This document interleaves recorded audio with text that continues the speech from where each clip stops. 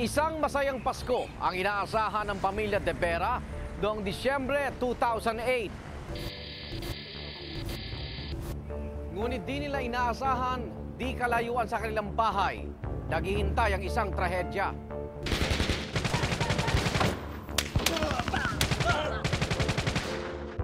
Pabalik! Sa gitna ng putukan, namatay ang mag-amang De Vera.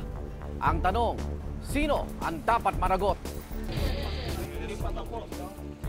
Mga naka-block.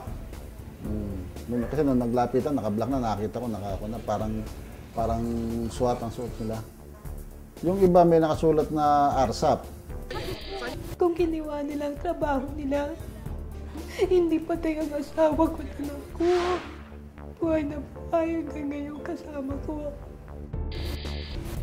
Walang matinong pulis na babaril sa isang innocent civilian. No?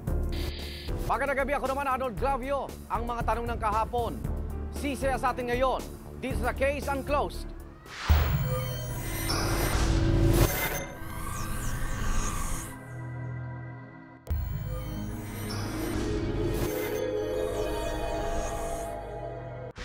Masiyahan ka ba? Ha? Sa pamamasyal natin? Dami natin pinamili ah. Ha? Diba sabi ko sa'yo? Ganda po ng mga dami.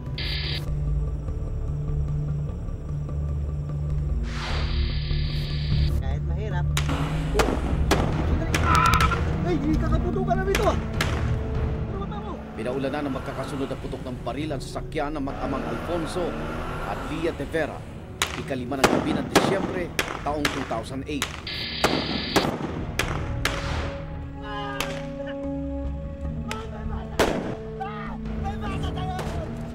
Sa kalagitnaan ng putukan, ibinaba di umano ni Alfonso ang anak para magkubli sa tabi ng isang nakaparadang jeep.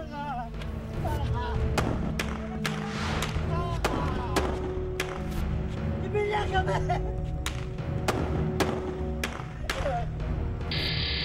Pero ang mag-ama, di pa rin daw tinigilan ng mga bumabaril sa kanila. Ang salaysay na ito ay ayon kay Hilario Indiana, kapitbahay ng mag-amang De Vera. Isa raw siya sa mga nakasaksi sa mga pangyayari ng gabing iyon. Kaliwa kanan, pumuputok sa kanila eh. Yung dito sa gawi dito, pinuputokan sila. Yung nasa gitna, pinuputokan sila. Kaya ala kang makapagkunan sa kanila, lahat pinutukan sila. Kaya nakita mo yung makikita may crosswind. Tantad talaga ng tama, kaliwat kanan. Halos 30 taon ng seaman si Alfonso, o mas kilala sa pangalang June.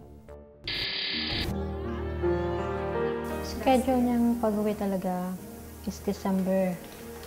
Mga siguro Christmas nandito siya. Kaya lang umuwi siya ng maaga.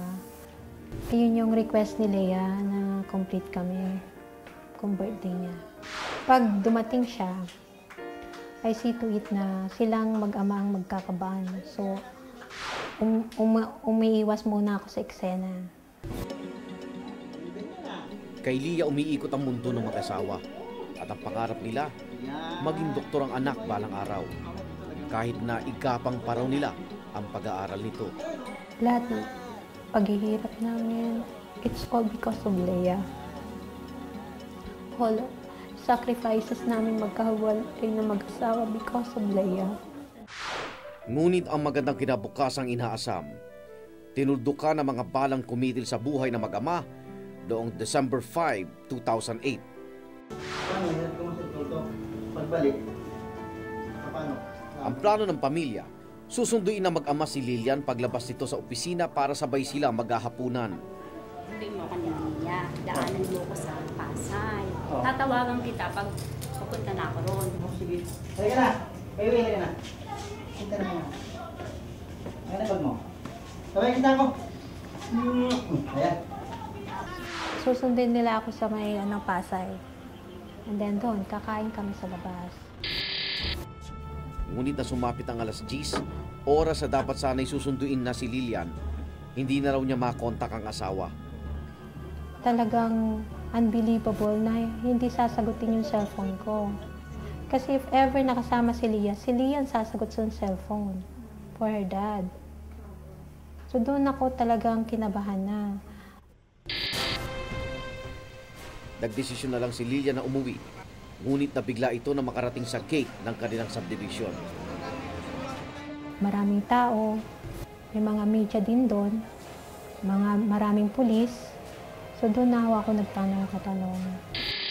For a few minutes, I received a call doon sa kasambahay ko. Sinabi niya, yun nga, nabaril ang kuya niya, si June. Nagabing iyon, naipit ang sinasakyan nila June sa engkwentro sa pagitan ng mga pulis at ng robbery hold-up gang. Dito po naganap ang barilan sa Sampaguita Street sa United Parañaque Subdivision 4. Ayon sa mga nakasaksi, hindi naman aksidente pagkakatama kina June. Di umano'y sinadya silang paputukan. Turuan mo mga tao mo. Wala sila. Wala silang karapatan. Hindi ko naintindihan. Wala akong naiintindihan. Ang alam ko lang, pinatay niyo anak ko at asawa ko.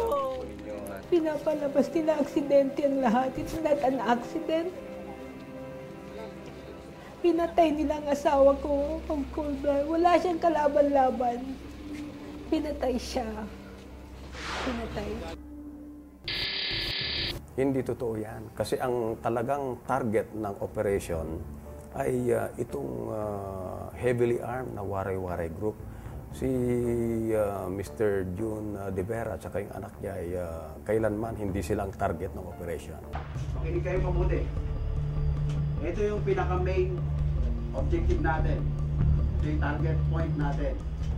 Hindi na raw nagpatumpik-tumpik pa mga operatiba ng Philippine National Police nang makatanggap ng tip tungkol sa planong pagnanakaw ng robbery hold-up gang na matagal na nilang minamanmanan.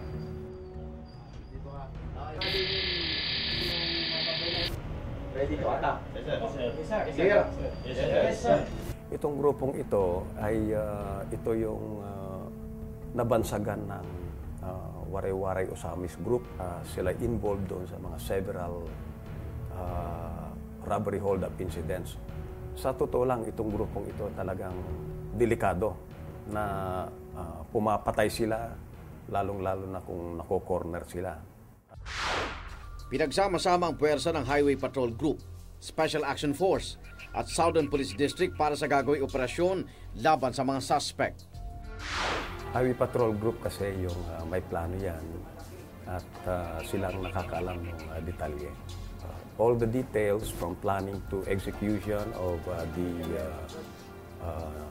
the operation ay nasa kanila yung implementation. Batay sa Joint Counter Affidavit na inihain sa Department of Justice ng Special Action Force o SAF, alas 6 ng gabi nang tumulak ang tatlong grupo sa United Parañaque Subdivision 4 para abangan ang mga suspect. Alas 9:30 ng gabi di umano nang mamataan ng mga miyembro ng SAF ang pagbaba ng dalawang armadong lalaki mula sa isang pulang Toyota Revo.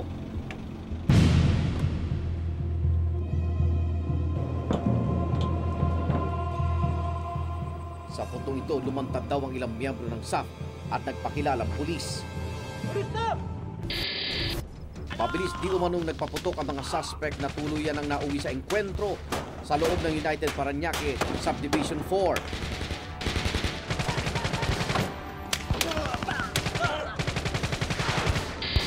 Kung umabot sa pagkakataon na na-endanger na yung buhay ng pulis, no, ay mayroong judgment call na isasagawa ng pulis diyan, prevent, no, mapigilan ang paglawak ng atrocities nitong mga armadong grupong na ito ay dapat isagawa nila at dapat na ayon sa batas. Sa gitna ng barilan, sunod na nagpaputok di umano ang isa pang grupo ng suspect na nakasakay naman sa isang puting Toyota Revo. Dumiretso ang grupo palabas ng gate ng subdivision. Ayon kay Hilario Indiana o Larry, bibilisan na siya sa tindahan na magsimula ang putukan sa pagitan ng mga pulis at mga suspect.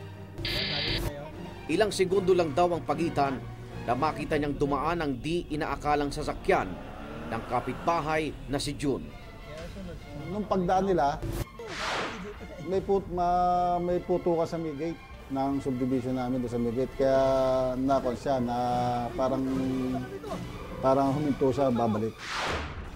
Minaniobra raw ni June ang sasakyan pabalik.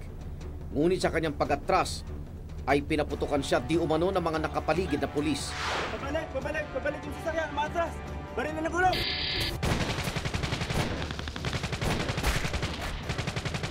Mga naka-block. Kasi nung naglapitan, naka-block na, nakita ko, parang SWAT ang suot nila. Yung iba may nakasulat na ARSAP. Yung iba naman wala nakasulat, na parang bullet vest nila na lang. Tumanggi magbigay ng pahayag ang Special Action Force. Ngunit sa kanilang joint counter affidavit, sinabi nilang pixelized battle dress ang kanilang uniforming sinusuot tuwing may operasyon. Kailangan din daw nilang magsuot ng vest na may acronym na SAF at hindi RSAF na tulad ng nabanggit ni Larry. Dito doon sa lugar na yon, may 4 na pulis na naka-deploy, tsaka dito 3. Yung sasakyan ni June doon sa likod ng truck na yun nakaharang, nakapabalik dito sa amin. Nung pinutukan yung crossway niya, magkabila, meron pumuputok doon sa kanan, lumapit yun dito, pumuputok din. Sa lubong ang putukan. Wag! Wag! May bata! Ah! May bata tayo!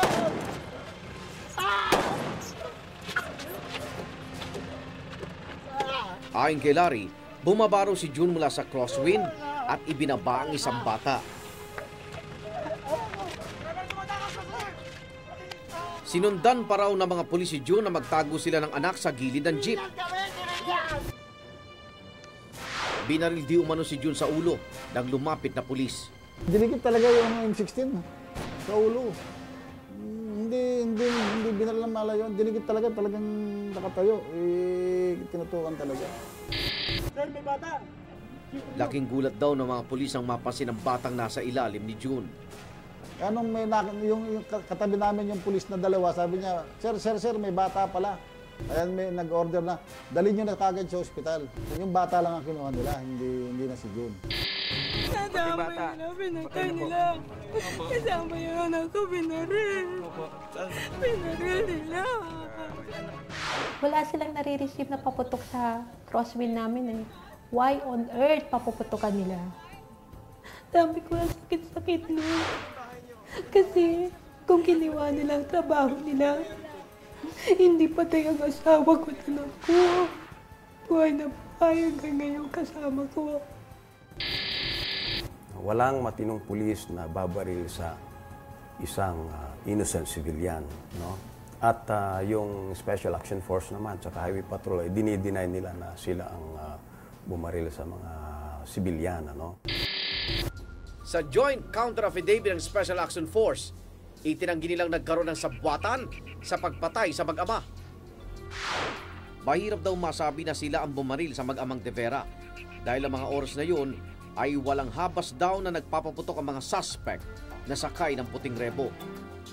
Dagdag pa rito, sa labas rin daw ng kanilang pwesto natagpuan ang labi ng mag-ama. Sinubukan naming alamin ang bersyon ng Highway Patrol Group ngunit tumanggi sila sa aming paanyaya. Pero batay sa kanilang joint counter affidavit na inihain sa DOJ, imposible raw na makita ni Larry ang aktwal na pangyayari mula sa kanyang kinatatayuan. Dahilan kung kahit hindi niya nakita na pulis ang bumuhat kay Leah mula sa crosswind. Di naman matanggap ni Lilian na iniwan ni June si Leah sa sasakyan. Hindi nila alam yun. Nag-iisang anak namin yun. Tapos sasabihin nila ng ganon. Parang sinasabi na hindi niya mahal ang anak ko. Which is very impossible. Hindi naman. Alam niyo ba kung may sakit si Leah? Kung sinong hindi natutulog siya? Well, inaatake nga nila yung kredibilidad ng mga testigo. Pero ang tanong dyan, ano naman ang mapapala ng mga testigong ito kung magsisinungaling sila? Bakit nila itataya yung buhay nila kung hindi yun yung tunay nilang nakita?